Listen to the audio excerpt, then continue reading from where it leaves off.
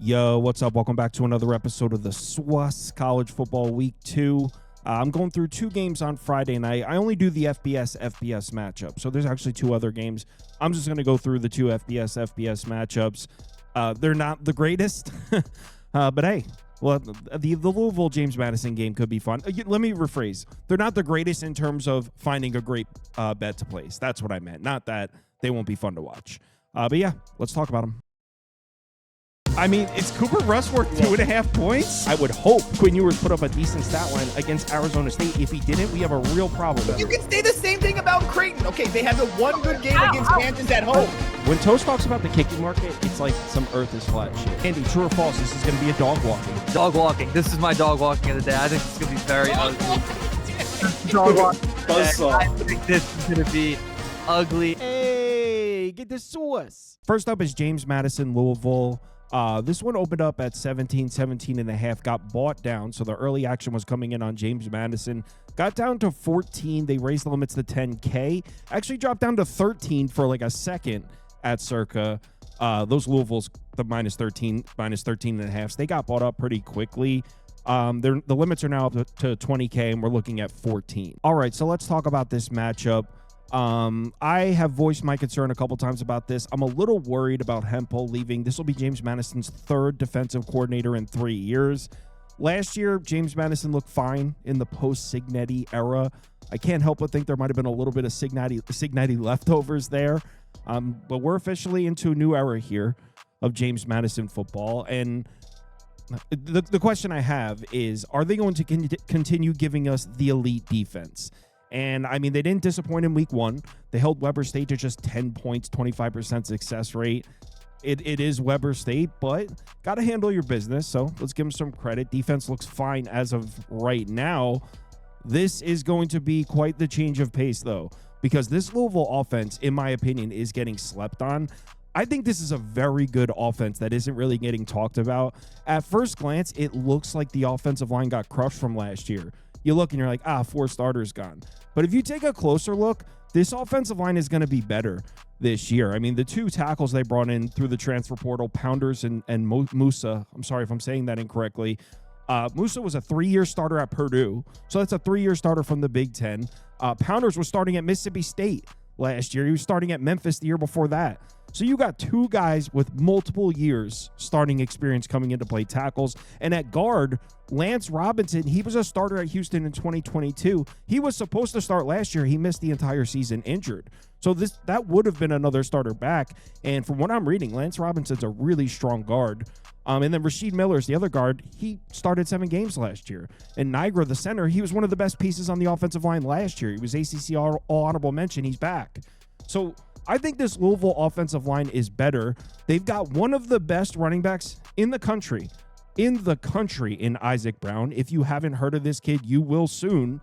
Last year, he had 1,168 yards rushing, second team ACC as a true freshman. He was a freshman All-American, one of the rising stars here at Louisville. Well, one of the rising stars in the country. He's one of the best running backs in the country. In the first game, check this out. I didn't write it down. His stat line, ready? Isaac Brown in the first game, 6 carries. He touched the ball 6 times. He had 126 yards and 2 touchdowns in the opener against Eastern Kentucky. So, yeah, stud at running back. They actually bring back their other running back as well. They've got wide receivers back. They brought in a couple receivers through the portal. The question is, can Miller Moss give you what Tyler Shuck gave you last year? And in my opinion, he can. Remember, Miller Moss he was very highly touted. His stock definitely dropped last year at USC, but in my opinion, it might have fallen a bit too far. I think Miller Moss can give you what Tyler Shuck gave Louisville last year. I think this Louisville offense is very good, and it's not really getting talked about. On the other side, yeah, the Louisville secondary took some hits. By the way, Rodney Johnson, I think, is going to play in this game. That's a corner they brought in. He was supposed to be their number 1 corner. He missed the opener. Looks like he's going to play in this game against James Madison.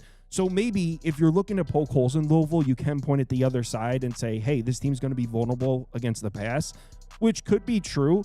But is James Madison really the offense to exploit it?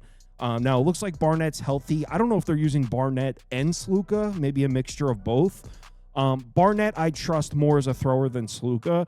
But regardless, James Madison's not really an offense. They're not really a passing attack that I fear. They can throw the ball, but that's not really what I think of when I think of James Madison's offense. And by the way, they're dealing with an entirely new wide receiver core here. 3 of their top 4 their top 4 receivers from last year are gone. So I don't think James Madison is really the offense to exploit what I feel the weakness of this Louisville team is. I think James Madison will be able to move the ball because they're a good program, but Louisville's defensive front should be tough. So could be tough sledding here. The Cards' run defense was strong last year, and they bring back all their linebackers. I think they're going to be strong against the run again. So not the best matchup for James Madison here. I personally think Louisville wins this one comfortably. Am I down to lay 14, though? Not really. The move to make would have been to grab a Louisville minus 13.5. They were available yesterday, too. I didn't take it. So I'm going to put Louisville up as my pick, but I didn't jump on the 13.5. And I was looking at it, too, considering it, but I didn't do it. So Louisville's my pick. Louisville minus 14. I won't be betting it at the 14.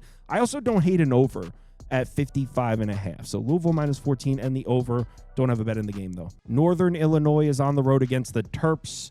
This one went all the way up to 18. They raised limits to 10K, and looks like since then they've been getting hit with some NIU money. Went from 18 down to 17. Now I'm looking at, is it 16s now? No, 16.5. It's pretty much 16.5 across the board at the time of recording. So what did we see from the Terps in the opener? Well, they beat up on an FAU team that looks like it might be a rough season. Might be a rough season for the Owls under their first-year head coach, Kitley. It was bad. I think FAU threw 6 interceptions in the game. It was a beatdown. FAU may truly have one of the worst defenses in the country. Like, I think they have a shot at finishing like 135th. Truly. So yeah, the Terps beat up on FAU in the opener, and you might think, oh, cool, like that's perfect time to sell high on them. But the thing is, I don't think this NIU team is any good. Now you might be thinking, Kyle, NIU, I mean, that's a tough MAC program. Yeah, normally last year, everyone's gone. I mean, 4 starters on the offensive line's gone, quarterback's gone, 3 of the top 4 receivers are gone, the running backs are gone, tight end's gone, everyone's gone on this offense. And if you look at the pieces they brought in or the pieces that are going to be taking over these starting spots, not a ton of experience at the FBS level. I don't have very high hopes for this Northern Illinois offense this year. This wasn't even that great of an offense last year. And look what happened in the opener. They opened up their season against Holy Cross. 287 total yards in the game, 3.7 yards per carry, 4.5 yards per pass attempt. They squeaked one out. The final score was 19-17 NIU against Holy Cross. Yeah, I think this offense is really going to struggle this year. And as I've said a number of times, I'm not a big fan of this Maryland team at all, but I do think they deserve some credit for shutting that FAU passing attack down. Look, FAU is going to be bad, but Kitley comes from Texas Tech. He can scheme up some plays.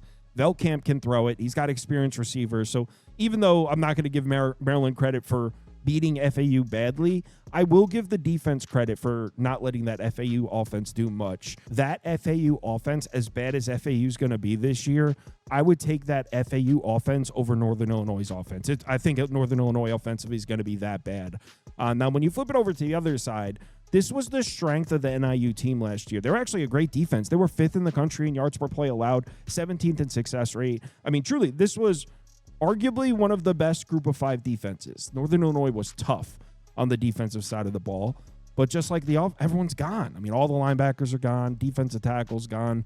Remember, 2 or 3 starters on this defense, and just like the offense, the pieces that are going to be taking over, not a ton of FBS experience. Most of the transfers in are from FCS programs. So this NIU defense, although I trust the program, I think they'll figure out a way to put together a somewhat decent defense. It's going to take a huge step back from where it was last year. So as much as it pains me to say it, I think Maryland's going to tally up another comfortable win. So you can get a 16.5 right now. Give me Maryland. I didn't bet either of these games. I like both favorites. I like Louisville minus the points. I like Maryland minus 16.5. Thanks for watching. Let's have ourselves a good Friday night. Remember to bet responsibly. Hit me up if you need me.